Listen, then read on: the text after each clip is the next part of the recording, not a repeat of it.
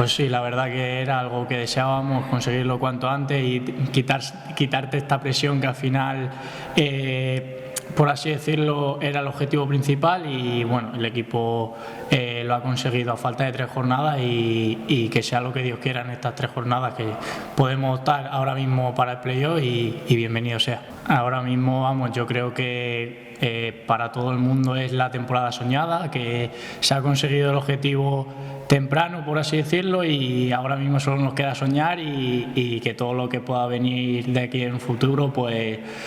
sea para avanzar. Claro, efectivamente, como tú dices, ambición, ganas, desde el primer día el equipo ha tenido eso y creo que así ha sido reflejado durante toda la temporada, que en ningún momento el equipo ha bajado y es de admirar que tanto el cuerpo técnico como la directiva, como afición incluso, hemos ido todos a una y eso nos ha llevado a estar a donde estamos.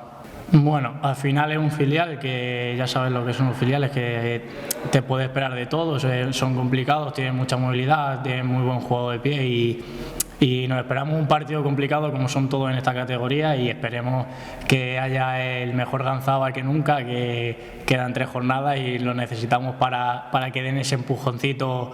al playoff. Pues sí, encima creo que es algo que se nos ha atragantado un poco este 2024 y que tenemos ganas de celebrarlo con nuestra gente, que al final yo creo que sin ellos no habría sido posible estar a donde estamos a día de hoy, así que esperemos que podamos darle esa alegría el domingo.